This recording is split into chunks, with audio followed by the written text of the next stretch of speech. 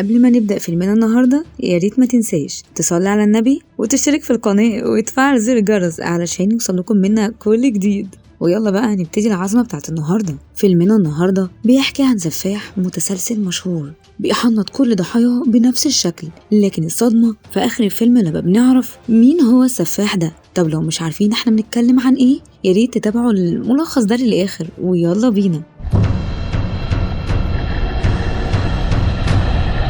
بيبدأ فيلمنا براجل بيولع شمعة علشان يرسم، وبنكتشف بعدها انه بيرسم وهو محبوس في زنزانة. وبعد كده بننتقل للكنيسة وبنشوف ملامح الصدمة على القس، وبيوصل المحققين اللي ظهر ان القس بلغهم باللي شافه. وبنشوف دوتش وهو بيقول لجايك ان اللي هتشوفه جوه مش هيعجبك. وبيدخل المحقق جايك وبيتصدم لما بيشوف جثة محنطة داخل الكنيسة ومضروبة في قلبها ومتركب لها جناحات على هيئة ملاك.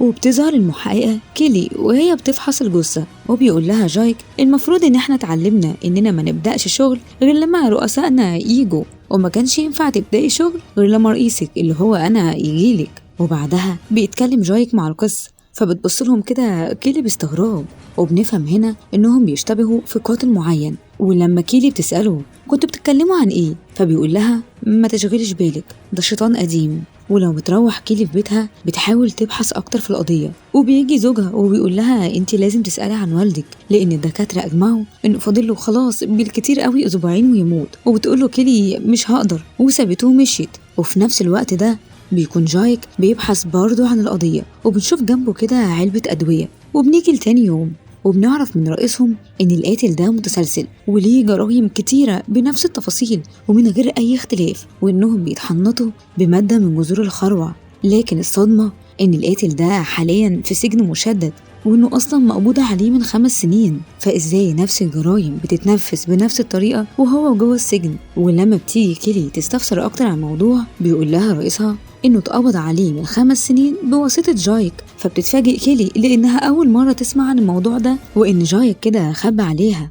وبنشوف هنا إن القاتل بيحضر جثة جديدة، وبنروح لبيت جايك وبنشوفه هو بياخد الأدوية. وبيوصلوا محققين لمكان الجثة اللي القاتل كان بيحضرها من شوية، وبيلاقوها متحنطة بنفس الطريقة بالظبط. وبيتجمعوا مع بعض في مكتب تحقيقات مع رئيسهم، وبيكونوا قلقانين جدا لأن القاتل هنا بيتبع نفس أسلوب المجرم محبوس، وكده ممكن يكون حد تبعه أو من ضمن معجبينه، وطبعا ده أخطر بكتير.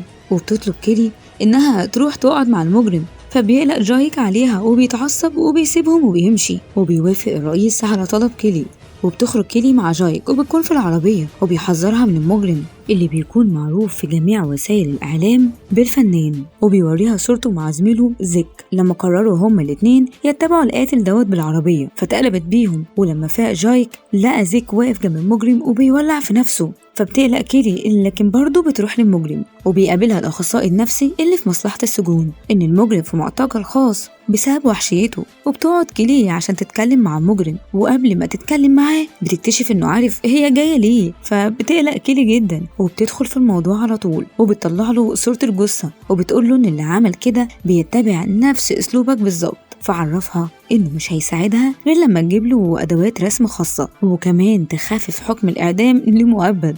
وطبعا جايك بيكون مستنيها تحت ومش بيعجبه الكلام ده خالص، وبيسيبها وبيروح يجيب قهوة. وفي الوقت ده واحد بيخبط على شباك العربية وبتتخض كيلي وزي ما يكون عايز يقول لها حاجة. وأول ما بيوصل جايك الشخص ده بيختفي تماما، وبيبتدي يراجع المجرم كل تفاصيل الرسائل اللي كانت بتجيله من المعجبين، وبيتصل بكيلي وبيعرفها إنه هيساعدها عشانها هي وبس. وبيسألها عن الضحية الأخيرة إذا كان الطب الشرعي قص أجنحتها ولا لأ، لأن ده مهم جدا. فبتقلق كيلي وبتجري على مشرحها تراجع الجثة، وبتلاقي في جناحها غطا علبة مانيكير، وبتقول لهم ده نوع قديم جدا واتمنع حاليا في السوق. فلما بيقولوا لها انت عرفتي منين، قالت له اصلا كنت بحط نفس النوع ده من ايام الثانوية ومش لاقياه خالص. وبتروح كيلي تفتش في دفتر التحقيق اللي عمله جايك مع المجرم، وبنرجع بالسنين وبنشوف هنا مشهد التحقيق والمجرم بيقول له خلي بالك من اللي بتتمناه، وفضل يستفز فيه. فجايك رفع عليه مسدس وكان عايز يقتله، بس الرئيس الحمد لله دخله ومنعه. وتاني يوم بنشوف صياد بيلاقي جثة في البحر، وجايك هنا بيقول لكيلي دي تالت جثة خلال 3 أيام وكلهم فتيات ليل. ولما بدأوا يعاينوا الجثة لقوا إبرة بوصلة تحت ضوافرها، وجايك بيقول لها إن صاحبه زيك كان عنده زيها بالظبط، ولما مات مراته جت أخدت كل حاجة. وبعد كده بنشوف المجرم وهو نايم وبترعش وماسك في ايده ورقة، وبتعرف كيلي من الطبيب ان عنده حالة عصبية. وبنروح لجايك وهو بيفتكر كلامه مع المجرم عن زيك، وبيقوله ان لما بصله ضحك بطريقة شريرة وبصوت محبش ابدا ان اسمعه. فرد عليه المجرم وقال له تقريبا انت ما سمعتش نفسك، ضحكة الشر دي كانت ضحكتك انت. وبنرجع للحاضر وبنشوف المجرم الحالي في مكان فيه فتيات ليل كتير، وتقريبا بيختار ضحية جديدة. وفي نفس الوقت بتروح كيلي للمجرم المسجون وبيكون في نفس الحالة العصبية، ولما بيشوفها بيعمل نفسه كويس وبيوقع الورقة. وبتسأله ليه غطى علبة المانيكير، قال لها لأن أنا كنت بحب أسيب أداة شخصية جنب كل جثة، حاجة كده زي فكرة البعث والخلود، وأكيد انت طبعا مش مؤمنة بيها. ولسه هتمشي راح نده عليها وقال لها إنه أكيد القاتل كان واحد من معجبينه، وعرفها انه لسه محتفظ بكل رسائل معجبينه. فسألته عن إبرة البوصلة كمان، فقال لها أكيد روح تايهة عايزة توصل لمكانها. وبنشوف المجرم الحالي وهو بيقص شعر الضحية عشان يبتدي يحنطها، وبتوصل كيلي لبيتها وبتلاقي جوزها محضر البخور في البيت، فبتستغرب. وبيتكلموا مرة تانية عن والدها وبتقوله مش هقدر، وحاول يدعمها ويمسك ايديها. ومن ناحية تانية بنشوف جايك بيحضر جلسة لتحضير الأرواح. وفي نفس الوقت بنرجع لكيلي وهي بتحس بصوت غريب، ولما بتروح تشوف فيه ايه بتتفاجئ.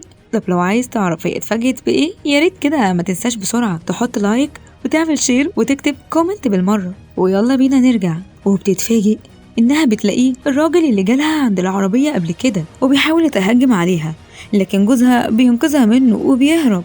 وبتوصل الشرطة ومعاهم جايك لبيت كيلي، وفي الوقت ده بيجي اتصال لجايك بوجود ضحية جديدة لنفس القاتل، وبتكون نظرات زوج كيلي مخيفة جدا. وبتكون الجثة المرة دي في متحف، وبيعرفوا من الأمن إن فيه 5 ساعات مفقودة. وبنلاحظ وجود بوصلة من غير إبرتها، وبيأكد جايك إن دي بوصلة زيك صاحبه، ولما بيركبوا لها الإبرة بتكون فعلا متطابقة، وكمان بتشير لمكان معين كده على الحيطة، وبيكون المكان ده مكان صورة. ولما بيشيلوها بيكتشفوا جملة مكتوبة باللغة الهولندية ومعناها منظر الجحيم الطبيعي. فجايك بيقول لها إن زيك قبل ما يموت بعت له صورة كتاب بنفس الاسم، وبيكون الكتاب ده نادر الوجود، بس جايك عارف مكانه، وفعلا بيوصلوا للكتاب ده وبيعرفوا يجيبوه وبيروحوا لقس شهير. وبتتفاجئ كيلي إن جايك عايز يعالجها لأن حاسس إن الشيطان مسيطر عليها، فبتتعصب جدا وبتمشي وبتسيبه. والمجرم المسجون هنا بتجيله الحالة من تاني. وفي نفس الوقت بنشوف واحدة ماشية في الغابة لكن بتتخطف، وبنروح لجايك وهو بيحلم بكل الضحايا السابقة، وبيفوق على خبر خطف وكيل الحاكم، وبيوصل للدكتور صور وكيل الحاكم وهي متسلسلة، وبنعرف إن هي الست اللي شفناها وهي بتتخطف من شوية. وبيستغربوا جدا ان ده مش اسلوب المجرم لانها سمعتها كويسة وهو بس بيستهدف فتيات الليل. فقال لها الرئيس انه بعت قوة تفتيش للمجرم المسجون، فاتضايقت جدا كيلي وقالت له انها وعدته ان ده مش هيحصل، وانه كده بيعرقل اي حاجة هي كانت عايزة توصل لها. وبيحضر هنا القاتل الحالي ضحيته اللي هي وكيل الحاكم. وبنشوف هنا كيلي وهي نايمة وبيجي لها كوابيس وبتصحى مخضوضة، وبنلاقي زوجها بيبص لها بشكل مخيف وبيقول لها ما جاليش نوم. وبيوصل الدكتور للمجرم وبيعرفه انه توافق على تخفيف الحكم بشرط ان وكيل الحاكم ترجع عايشة، وبيخرج من الزنزانة بحجة ورق تخفيف الحكم. وفي الوقت ده بيفتشوا زنزانته، والصبح بتخرج كيلي من البيت، بس جوزها هنا بيفضل يبص لها بصات غريبة. وبتوصل كيلي للسجن عند المجرم المسجون وبيقول لها اصحابك الشرطيين كانوا هنا بس ما عرفوش يوصلوا لأي حاجة لأني حرقت كل الرسائل وأي معلومة فأنا محتفظ بيها في عقلي بس، وقلتلك إني بساعدك عشانك انتي بس مش عشانهم. وهقول لك جملة لازم تحفظيها، إن استحالة يكون رجل حر في عقله هيعرفوا يحبسوه في زنزانة. فقالت له كيلي وهي مليانة يأس أرجوك احكي لي أي حاجة فاكرها. وبدأ يحكي لها إن والدته كانت من فتيات الليل، وكان بيجي لها ناس سيئين السمعة وكانت بتحبسه في اوضته، وهو في الوقت ده كان بيقرا في كتاب الجحيم وبيقلد الرسم اللي فيه. ومره دخلت عليه الاوضه قطعت الورق وقعته على الارض جامد وجات له جلطه، وفضل بعدها سنين على كرسي متحرك. وبنلاقيه فجاه وبيحكي لها بينده على جايك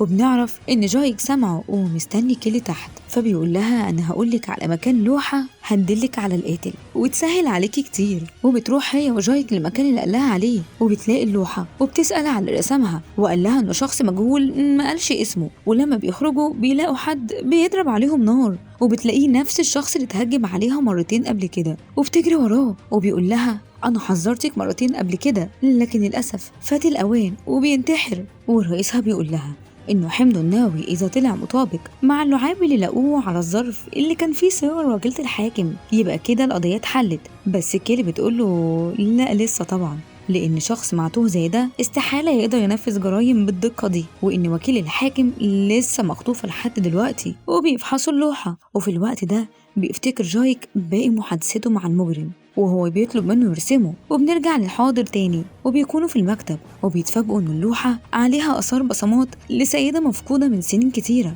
وبيتعرفوا على اسمها من خلال سجلتهم القديمة، وبيعرفوا إنها برضو كانت من ضمن فتيات الليل. وبيروح على العنوان، ولما بيدخلوا البيت بيلاقوا جثة قديمة جدا متحنطة، وبيلاقي جايك عليها السم اللي اتقتلت بيه، ولوحة كده مزيفة مرسومة وجنبها أقلام متاكلة من تحت، وده نفس أسلوب المسجون بالظبط. وبيتفاجئوا بصورته على الأرض، وبعدها بيشوفوا صورته وهو صغير ومعاه والدته، وبنعرف إن الجثة دي تبقى لأمه وهي أول واحدة حنطها. وطبعا كيلي بتكون عارفة ده ليه، لأنه حكى لها إنه تعرض للأسوأ في تعامل أمه معاه. وبتروح كيلي للمسجون والشرطة وجايك بيستنوها، وبتقوله كيلي وهي منهارة انت كنت عارف ان اللوحة دي هي اللي هتوصلنا لوالدتك، وما كانش قصدك تساعدني ان انا الاقي المجرم الحالي، وبكده انت خليت وعدك معايا. فعمل معاها اتفاق انها لو سابته ينحت وشها هيقول لها الحقيقة، وبتقعد تستناه. وجايك بيكون سامع كل اللي بيدور بينهم، وبيقول لها المجرم انه لما بيبص للشخص بيعرف عنه كل حاجة، وبيطلب منها تحكي له عن مشكلتها مع والدها وليه رافضة تشوفه في آخر أيامه. فبتسأله ازاي عرفت كل ده، وبتكون مكسوفة لأن هم تحت بيكونوا سامعينها، بس بتضطر تحكي له علشان ينفذ وعده معاها. فبتحكي له وهي صغيرة كان أبوها بيحرق إيده في النار، وبيقول لها تشم ريحة الجلد المحروق، وعمرها ما عرفت توقفه، وكان بيعمل كده عشان تعرف عذاب النار، لأن أبوها كان من وجهة نظره إنه كده رجل دين قوي. ولما هي ما كانتش بتؤمن بالكلام ده قال عليها إنها ممسوسة، وكان بيحاول يعالجها بطريقته.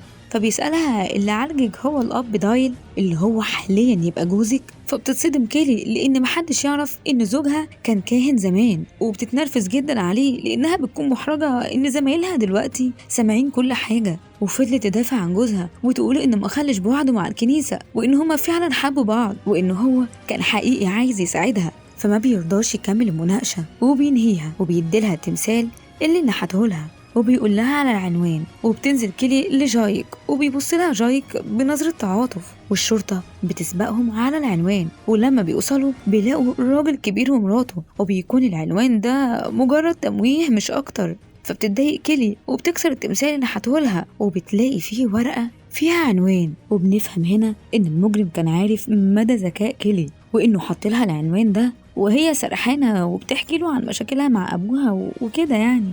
فبتروح هي وجايك على العنوان، وأول ما بيدخلوا بيلاقوا صور كتيرة لكيلي وشهادات بمراحل عمرية مختلفة، وتحتها جملة في الجحيم. فبيقلق جايك جدا وبيقول لها إنه لازم يبلغ القوات حالا، فبيخرج يتصل بيهم. وكيلي في الوقت ده بتفضل واقفة سرحانة وبتحاول تكتشف المكان، وبتتفاجئ بباب سري بيوصل للقبو تحت. ولما بتنزل بتلاقي وكيلة الحاكم المخطوفة متكتفة وبتستنجد بيها، ولما بتوصل عشان تنقذها بتقول لها الوكيل القاتل هنا. فكيلي بتشوف حد بيتحرك وبتقوله سلم نفسك، وفعلا بيسلم نفسه. وبتتفاجئ هنا ان المجرم يبقى جايك، وبيقول لها انا وعدتك تعرفي من القاتل، وقلتلك مفيش حد حر في عقله يقدروا يسجنوه. فبتستغرب كيلي وبيقول لها بصوت متغير، وبيكون ده نفس الصوت المسجون بالظبط، جايك مش هنا. فبتتخض كيلي وبتخاف جدا وبتبتدي تطارده، وبيقول لها انت لسه ما سمعتيش باقي قصتي. وبيبدأ يحكي لها ان الفترة اللي كان فيها قعيد عرف بالصدفة انه يقدر يتحكم في روح اي شخص، بيقدر يرسم وشه وبيتحكم في كل افعاله وكأنه دخل جوه روحه. في الاول افتكرها لعنة، لكن عرف انها هبة من ابليس لما سمح له يدخله جوه روحه، ولسه هيقتلها لقاها ضربت عليه المسدس وبيقع على الأرض وبيسخر من كيلي وبيقول لها وكيل الحاكم عايش أهو والقاتل هيموت، يعني زي ما وعدتك. وبنلاقي رصاص في ايده والمسدس كان فاضي. وبنعرف هنا ان الحالة اللي بنشوفها للمسجون بيكون ساعتها متقمص روح شخص تاني. وبيفوق جايك وبيفتكر كل الجرايم اللي عملها لما كان المسجون متقمص روحه. فكيلي بتتأسف له وبيقول لها اقتليني اقتليني احسن. وفعلا بيموت جايك والمسجون بيحرق صورته لان خلاص روحه راحت. والصحافة والشرطة بيعتبروا إن جايك كان مختل عقليا، والرئيس بيقول لكيلي إن استحالة جايك يعمل كده وبيطلب منها تشرح له اللي حصل.